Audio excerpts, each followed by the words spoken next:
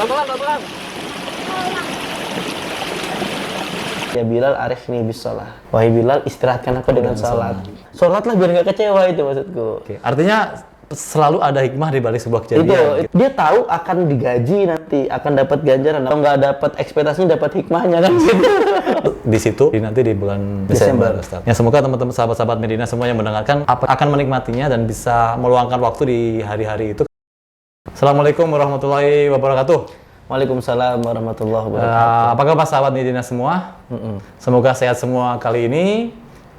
Ustadz Rizky Prayogo. Oke, kalau kita sebelum masuk ke ini pembicaraan, kita tanya kabar dulu kira-kira Ustadz Rizky sehatkah hari ini? Alhamdulillah sehat. Selalu sehat ya Ustadz? Jiwa dan mental sehat.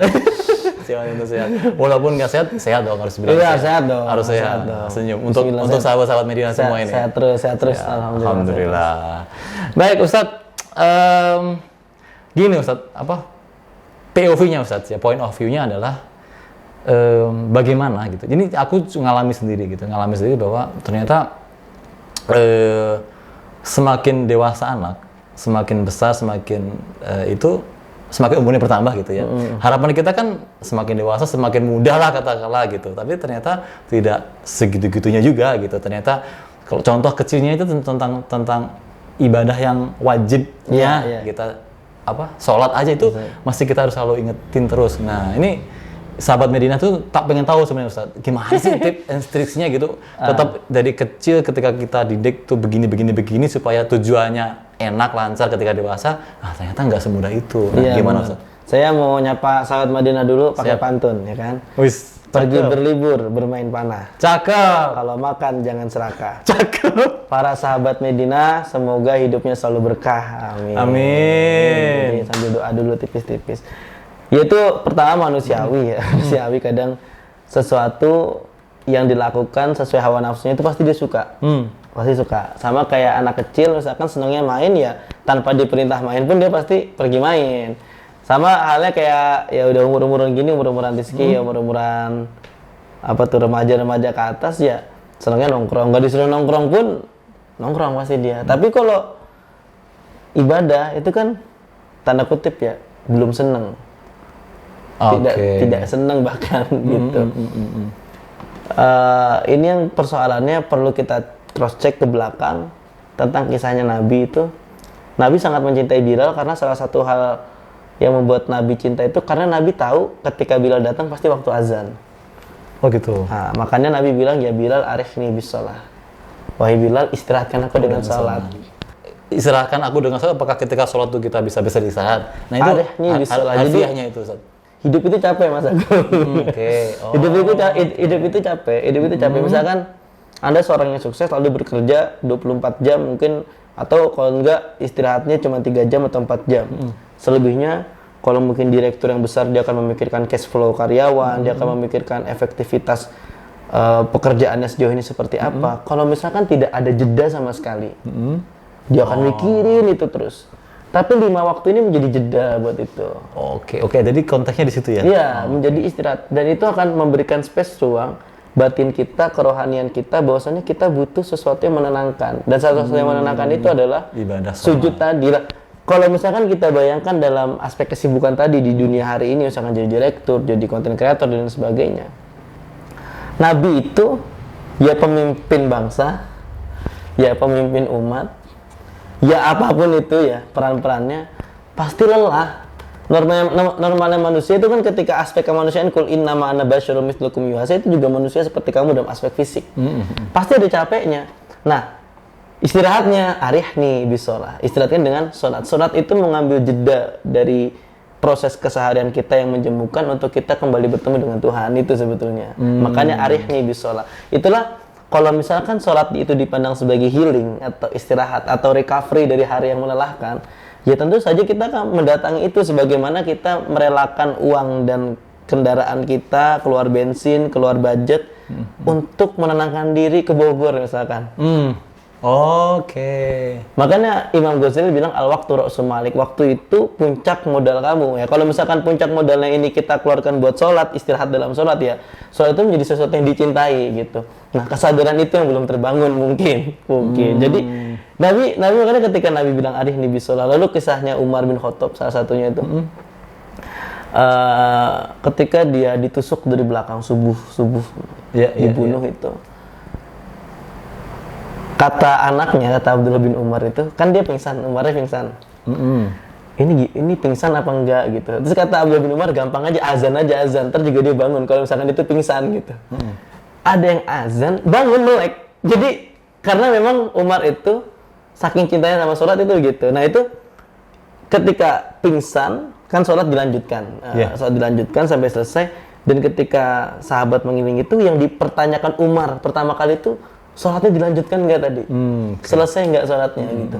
Jadi selain tadi ya kalau Nabi menganggapnya arihni bisolah, istirahat dengan sholat, dan Umar itu ya sebegitu sakralnya menganggap sholat itu. Nah kalau misalkan hari ini sholatnya hanya dianggap sebagai rutinitas saja ya saya rasa pasti akan malas-malasan dan lain sebagainya gitu. Tapi kalau dianggap sebagai sesuatu yang menjadi kebutuhan kita, nah itu baru akan menjadi upgrade. Oh artinya gini, bagaimana? Jadi pertanyaan jadi geser Ustaz. Bagaimana sholat itu dianggap sebuah kebutuhan oleh dalam tanda kutip anak-anak kita?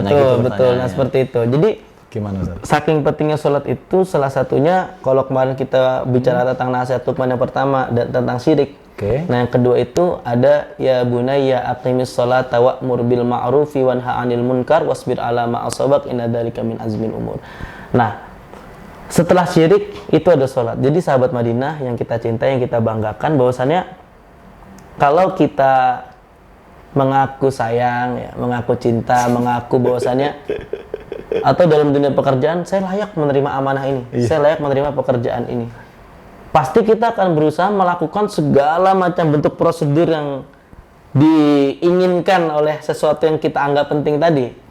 Nah ternyata salah satu hal yang paling fundamental dalam Islam itu ya rukun Islam yang kedua itu, ya kan, syahadat, sholat, ya. Sehingga sudah otomatis harusnya kalau kita mengaku cinta, mengaku sayang, mengaku taat ya dilakukan itu. Makanya gini, tapi jadi guyonan juga. Sholat ntar aja, sholat kan nomor 2, nomor 1 syahadat gitu. itu bercanda tapi nggak bercanda sih sebenarnya ya. Atau dalam guyonan saya sempat ngobrol sama keluarga-keluarga dekat juga itu kadang Kiki ada lagu bagus katanya. Apa lagunya? Sholat oleh, rasolat oleh, ora sholat koncone. Ini nggak beres ini ya. Ini nggak beres karena sholat dianggap beban. Jadi pertemuan kita yang sebelumnya Mas Agung kita pernah bahas inna sholata kanat 'alal mu'minina kitaban mawquta itu. Bahwasanya sholat itu waktunya tetap tapi agenda kita sering berubah. Nah, karena agenda kita berubah ini sehingga waktu-waktu kita sibuk agenda yang tetap ini dianggap beban. Nah, padahal di antara kesibukannya itu dia bisa menjadi jeda kita untuk mengambil nafas, membangun keakraban dengan Tuhan. Itu sebetulnya.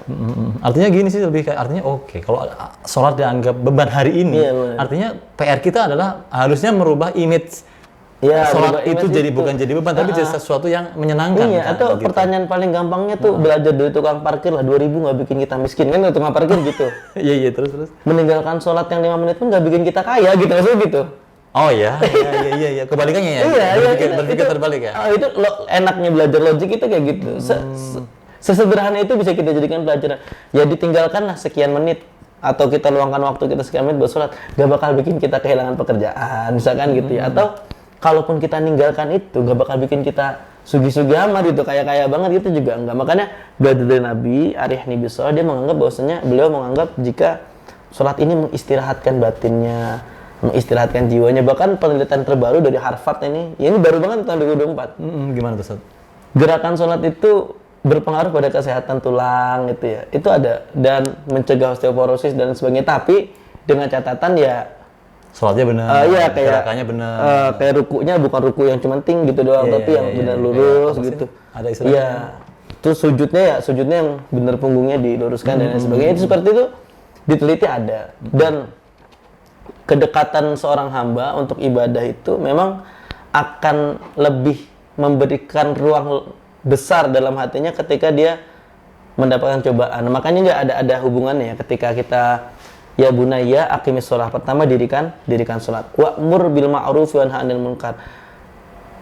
Ajaklah atau suruhlah pada kebaikan dan cegahlah dari kemungkaran. Nah, karena salat itu min athari sujudnya, efek dari adanya salat itu, efek dari sujud itu seharusnya akan melahirkan pribadi yang senang bertindak ma'ruf dan mencegah kemungkaran.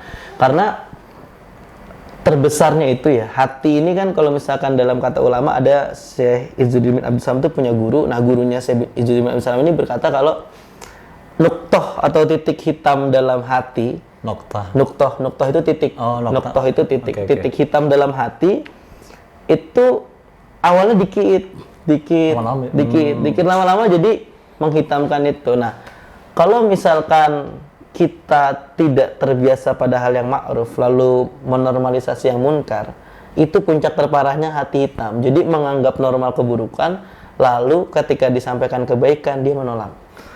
Nah, itu titik tertinggi dari hitamnya hati. Makanya kita diperintahkan kalau sudah sholat, bawalah sholat itu menjadi manifestasi itu, perwujudan menjadi perilaku yang baik. Jadi jangan sampai sholatnya aja perilakunya masih nggak bagus. Nah, itu next level. Baik Ustaz. Kita coba ini lagi deh, balik ke bukan pertanyaan, aku mau balikin lagi ke arah ke keluarga lagi ya, kata lagi. Ini PR-nya adalah tadi kan bagaimana sholat bisa menyenangkan. Terus kemudian bagaimana sholat itu benar-benar bisa menenangkan kelelahan jiwa kita. Ngambil jeda supaya nggak stres aja ya pasti. Salah satunya paling sederhana biar nggak stres aja. Ngambil jeda itu kan enak, tarik nafas dulu, ya, sholat dulu, wudhu dulu, kena air gitu dan sebagainya. Itu arih bisolah.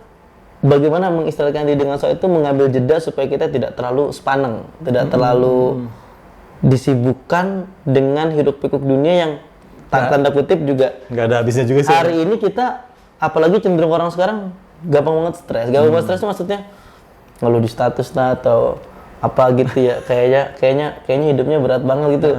Sebenarnya kadang-kadang saya mikir gini, ngelihat lagu-lagu galau, lagu-lagu koplo terutama ya kan, saya agak-agak lumayan penikmati juga gitu. Lagunya Happy Asmara, lagunya Denny Caknan, itu kan lagu galau-galau semua isinya. Viewersnya banyak banget, puluhan juta, komentarnya ratusan ribu, semuanya galau. Saya pikir orang stres semua apa ya? Gitu. Kalau mengingat teori supply and demand-nya market itu kan, berarti banyak orang stres gitu. Oke. Itu makanya mereka bukan butuh dengan lagu, mereka butuh sholat. Harusnya. Nah, mereka butuh sholat. Nanti itu sebenarnya PR banyak orang. Makanya sebenarnya di sisi lain saya bersyukur juga tuh kalau ada gus-gus atau kiai-kiai yang merangkul anak-anak muda ini, karena minimal banget. Pasti yang beliau ingat kan, sholat toh. Minimal banget itu. Mas Yosef mendem sholat toh, gitu. Meskipun kadang kamu masih minumnya udah selesai, udah sadar, sholat. Intinya pasti itu, beliau yang meskipun dalam tanda kutip isinya kadang banyak guyon. Karena kalau nggak guyon orang serius amat nggak jadi ngaji kadang Mas Agung. Itu dilematis juga sih sebenarnya. Maaf, aku cuma ini aku tahu artinya gini. Ada jadi kotak-kotak gitu. Ustadz A ngambil kotak A. Iya, di marketnya beda. Iya, tidak bisa menyalahkan juga ustadz-ustadz kita yang benar. Kayak itu yang dibutuhkan, makanya sholat. Biar sekali-kali merasakan sensasinya kembali kepada Tuhan. Makanya kayak kalau kata-kata motivasi itu kan gini, kalau misalkan sudah berusaha, sujud. Usahanya berhasil, tetap kembali sujud. Kalaupun nanti gagal, sujud lagi. Nah itu, jadi proses ibadah penghambaan itu sebetulnya selain menjalankan perintah menunjukkan kelemahan. Kita ini orang yang lemah dan butuh bergantung pada gitu. Oke, Ustaz. Kan kalau bicara terjemahan surat Luqman ayat 17 tadi, letter luck-nya kan intinya kan tegakkanlah sholat. Ya. Terus kemudian suruhlah manusia itu berbuat makhluk dan artinya harusnya ketika orang itu sholat atau ibadah pasti tidak melakukan keburukan gitu. Gimana sih? Itu persoalannya adalah bagaimana sholatnya itu masuk ke dalam hati atau enggak. Oh gitu ya. Kalau misalkan memang level-level ibadah kan juga ada levelnya. Ada yang mungkin dalam tanda kutip sering kita dengar itu menggugurkan kewajiban aja. Banyak. Ada yang seperti itu. Ada yang memang sholat itu menjadi sebuah ranah komunikasi kita dengan Tuhan gitu. Ada ayat juga, ada hadis. Ya hadisnya lemah tapi tidak berkaitan dengan ibadah, itu fadhilul amal. Jadi kalau berkaitan dengan fadilah-fadilah amal itu gak apa-apa disampaikan untuk semangat. Jadi idza ahabba ahadukum ayyuhadditsa rabbahu falyaqra'il Qur'an. Kalau orang itu senang berkomunikasi sama penciptanya, ya maka baca Quran. Jadi kalau dalam surat kan ada bacaan Quran juga. Kita diwajibkan Fatihah, ada baca surah setelah Fatihah. Ya, meskipun ya pentingnya di 2 rakaat pertama dan rakaat ketiga empatnya baca Fatihah saja sudah cukup. Tapi tetap Quran itu bagian dari Quran itu. Sholat itu ada bagian dari Quran. Okay. Ada Qurannya. Jadi proses itulah yang harusnya menjadikan kita sadar bahwasannya kita butuh sesekali menyandarkan diri kita, dan itu difasilitasi oleh Allah sebagai kewajiban supaya terus-terusan gitu. Jangan sampai menyandarkan pada hal yang lain yang bikin kamu cuma lelah. Tapi kadang-kadang balik ke komentar netizen tadi ya Mas Agus. Apa itu? Itu mereka kreatif memang komentarnya itu. Udah mah galau, nggak sholat gitu misalkan, galau nggak sholat, terus bisa nulis kata-kata berharap pada manusia adalah seni sederhana untuk kecewa. Itu benar itu. Oke, sisi lain dia sisi lainnya dia mengimani, sisi lain nggak ngejalanin juga. Sisi lainnya dia bisa berkata-kata sedalam itu. Berharap pada manusia adalah seni sederhana untuk kecewa. Ya itu makanya sholatlah biar nggak kecewa, itu maksudku. Sholatlah biar nggak kecewa dan oh gini berarti kalau sholatlah biar nggak kecewa artinya satu-satunya dalam arti tidak pernah mengecewakan. Iya, karena Allah tidak pernah mengecewakan. Makanya as-sholatu imaduddin ya, gitu. Sholat itu tiangnya agama. Karena kalau bangunan tanpa pondasi ya runtuh. Makanya jangan sampai kita naudzubillah ya, kita punya putra punya putri karena mungkin dia senang dengan diskusi kiri ya, diskusi yang ranahnya terlalu liberal dan lain sebagainya. Saya tidak menyalahkan liberalnya, tapi itu bagian dari proses belajar dan itu bagus menurutku. Tapi ketika sampai keluar perkataan nggak apa-apa saya nggak sholat, yang penting saya orang baik. Nah itu ya. Nggak apa-apa saya sholat, nggak apa-apa saya nggak sholat, yang penting saya nggak pernah bikin orang kecewa, sakit hati. Saya nggak sholat tapi saya nolongin orang. Ya maaf Mbak, Mas, Abi, Umi, Ibu, Bapak semuanya. Gitu pun orang Barat jauh lebih beriman kalau gitu. Karena itu ya? Karena kebaikannya. Kita di Barat coba kita lihat, ada yang namanya humanisme, ada yang namanya altruisme. Altruisme itu level tertinggi dari memberi. Jadi ya kalau altruisme itu dia lebih gini Mas Agung. Pokoknya Mas Agung baik dulu, saya mah belakangan. Misalkan Mas Agung butuh uang, butuh apa, saya punya uang nih. Udah ini pakai aja Mas yang lebih butuh. Saya mah belakangan, gampang.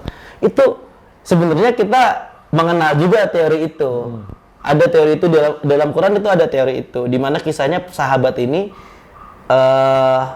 meluangkan makanan anaknya untuk tamu. Nah itu direkam juga dalam Al-Quran sebenarnya seperti itu. Tapi yang membedakan kita itu sholatnya. Mereka nggak sholat, kita sholat. Atau kata-kata yang kedua misalkan, nggak apa-apa lah saya nggak baca Quran, yang penting saya mengamalkan isi Quran. Itu juga bermasalah karena tilawah atau talayat seluruh tilawatan dalam Quran itu ya membaca ya Qurannya dibaca.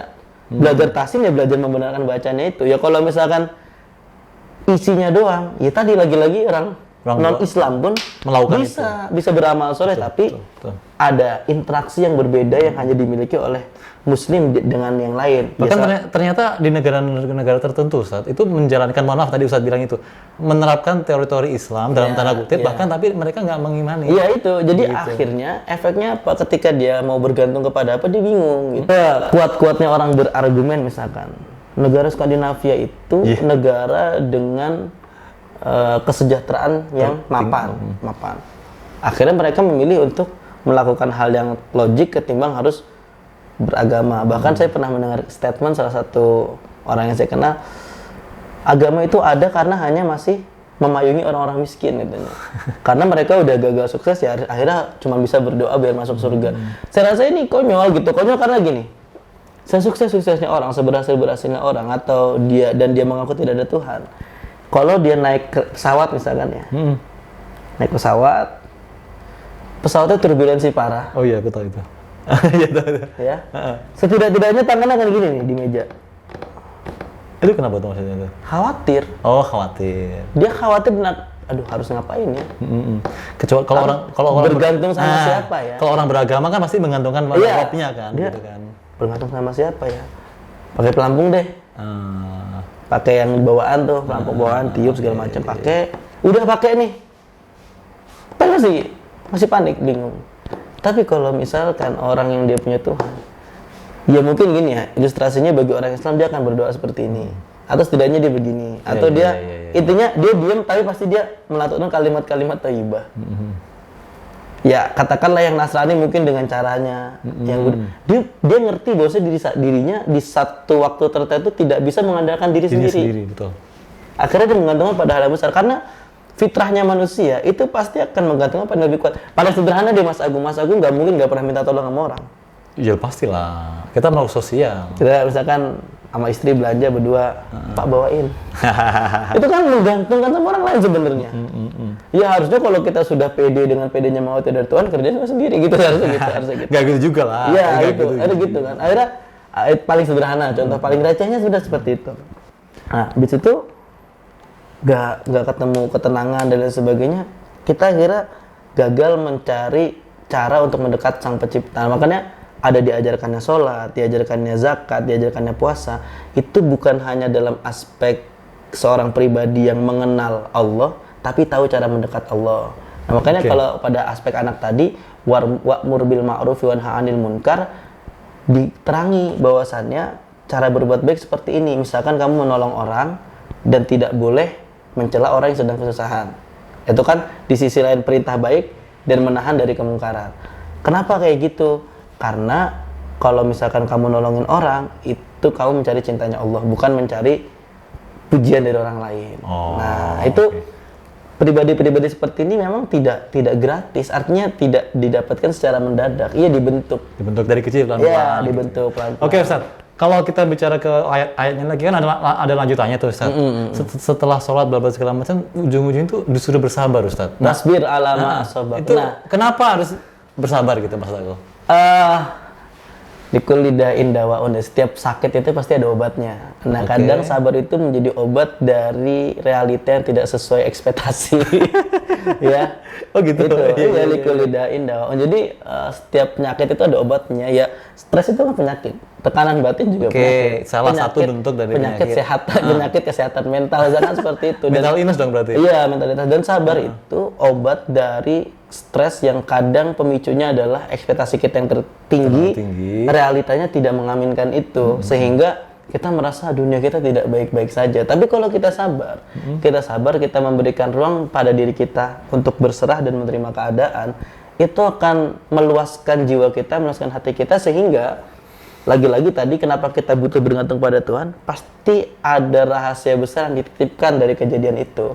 Makanya sabar bukan hanya pasif, misalkan Mas Agung diomongin orang sabar, terus Mas Agung misalkan udah nolongin orang, ngebaikin orang, orangnya malah jelekin, sabar. Jadi sabar jangan hanya dikonotasikan sesuatu yang lemah dan pasif.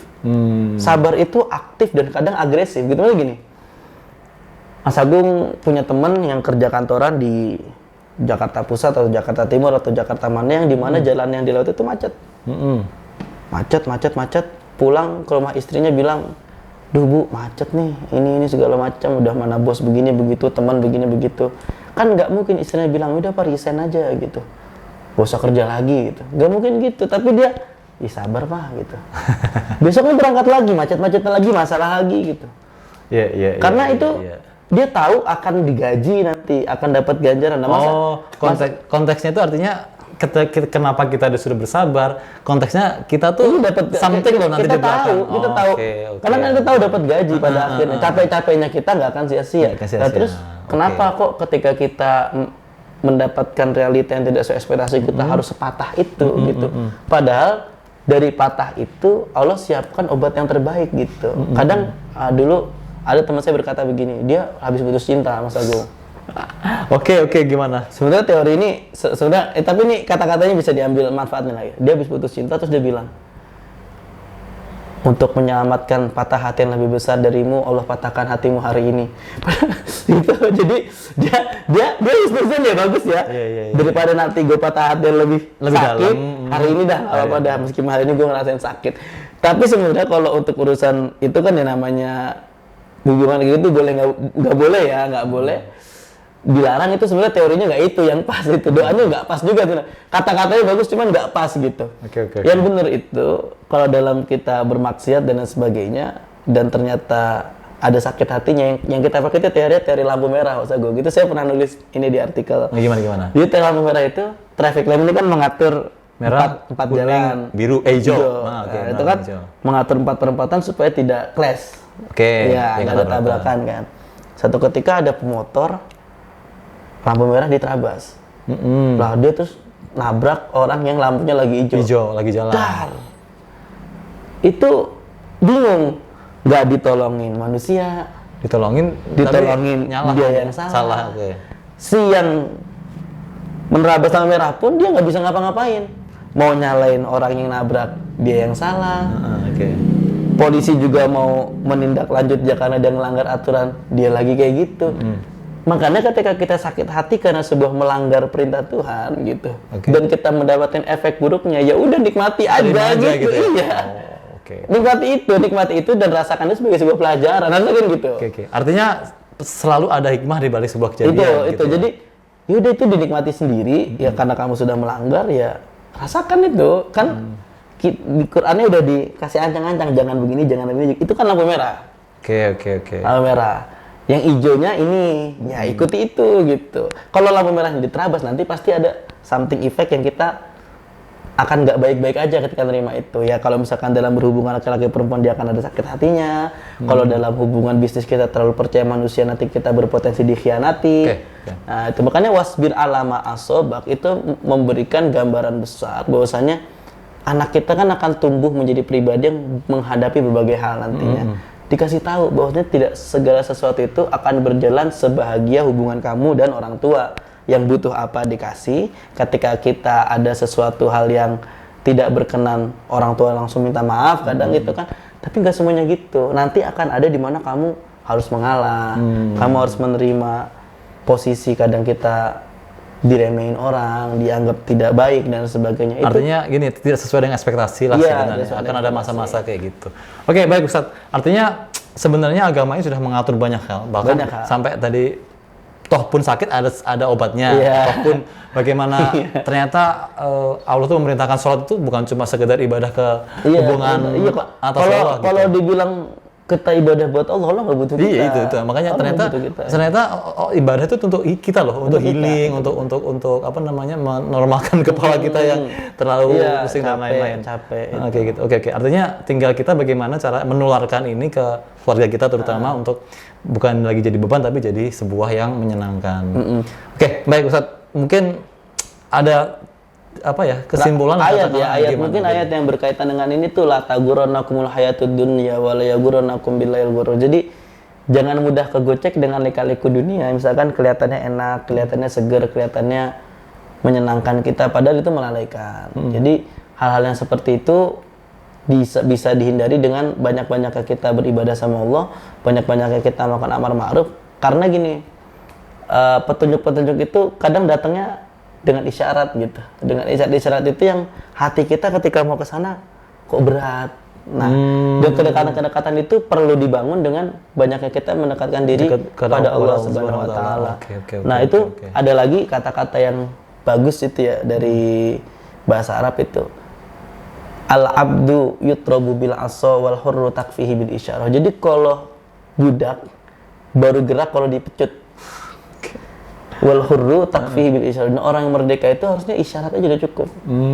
Dengan isyarat bahwasanya berharap manusia itu berpotensi kecewa besar, maka berharaplah sama Tuhan gitu. Itu kan isyarat. Nggak perlu sholat. Nggak perlu dicambuk dulu. Iya, masa dalam tanda kutip itu kebutuhan kita kok kita masih seperti itu gitu. Padahal itu buat kita sendiri. Makanya kalau kita merasa bahwasanya adalah seorang yang merdeka wal hurru dan kita menjadi orang yang merdeka gitu. Takfihi bil isyarat, cukuplah dengan isyarat. Isyarat itu seperti apa ya? Di Quran sudah banyak sekali isyaratnya gitu. Isyarat sholat, isyarat ibadah, isyarat mendekatkan kepada Allah itu ada semua. Makanya pilihannya selalu dua pasti manusia itu. Faman syaa falyu'min wa man syaa falyakfur. Kalau mau beriman ya silahkan, mau mengingkari itu ya silahkan. Tapi ya ada konsekuensinya. Inna a'tadna jahannama inna a'tadna lidh-dhalimina naran ahata misradiku ya. Kalau udah milih jalan yang dolim ya udah konsekuensinya dapat neraka misalkan seperti itu. Jadi pertama tegakkan sholat agar kita bisa membentuk pribadi kita yang merasa butuh pada Allah Subhanahu wa taala sehingga menjadikan sholat itu sebagai jeda dan peristirahatan dari hidup yang penuh hiruk pikuk. Selanjutnya amar ma'ruf nahi munkar adalah proses kita berjejaring, bersosial, berinteraksi sama manusia agar menjadi pribadi yang baik dan bermanfaat. Dan yang terakhir, wasbir alama asobak itu adalah bagaimana caranya kita meluaskan hati, membesarkan jiwa bahwasannya tidak segala keinginan atau kemauan yang kita punya itu harus terpenuhi. Terkadang kita harus memberikan ruang untuk rasa kecewa, kita perlu memberikan ruang untuk tangisan, kita perlu membuka ruang untuk yang namanya hati itu gegana ya, gelisah, galau, merana dan sebagainya. Tapi semua itu perlu dikembalikan bahwasanya pasti ada hikmahnya gitu. Minimal kan kalau nggak dapat ekspektasinya dapat hikmahnya kan. Iya, oke. Iya, jadi Baik, itu. baik. Dan kesadaran itu, teman-teman, itu tidak bisa kita ambil begitu saja kecuali kita mau banyak belajar, kecuali kita mau banyak-banyak berinteraksi, beribadah pada Allah Subhanahu wa taala. Siap, Ustaz. Gini, singkatnya sahabat Medina semua, apa yang tadi kita diskusikan itu kan luar biasa inilah. Ternyata Quran itu lengkap dan lain-lain. Tapi yang mungkin aku mencoba garis bawah ya Ustaz ya. Artinya aku mencoba mengundang sahabat-sahabat Medina semua. Ternyata kita tuh harus meluangkan waktu, mengorbankan waktu untuk bukan sekedar cuma kerja mulu setiap hari. Gitu. Iya. Mungkin kita ada waktu lah untuk kita ajak keluarga kita jalan healing atau apapun namanya istilahnya gitu. Terus kemudian cuma belajar tentang ternyata untuk menikmatin ibadah sholat yang namanya sholat itu tidak sesederhana itu gitu. Mungkin perlu waktu yang tepat atau timing yang tepat lah katakanlah, atau mungkin momentum atau tempat yang tepat. Nah, insya Allah kita akan ada di situ nanti di bulan Desember, Ustaz. Ya, semoga teman-teman sahabat-sahabat Medina semua yang mendengarkan akan menikmatinya dan bisa meluangkan waktu di hari-hari itu, karena insya Allah akan janji kita adalah mendapatkan pengalaman yang belum pernah didapatkan sebelumnya kayak gitu. Terima kasih Ustaz Rizky waktunya dan lain-lain. Terima kasih, sampai ketemu lagi di podcast berikutnya dengan tema-tema yang lebih baik dan menggelitik lagi yang kadang-kadang kita nggak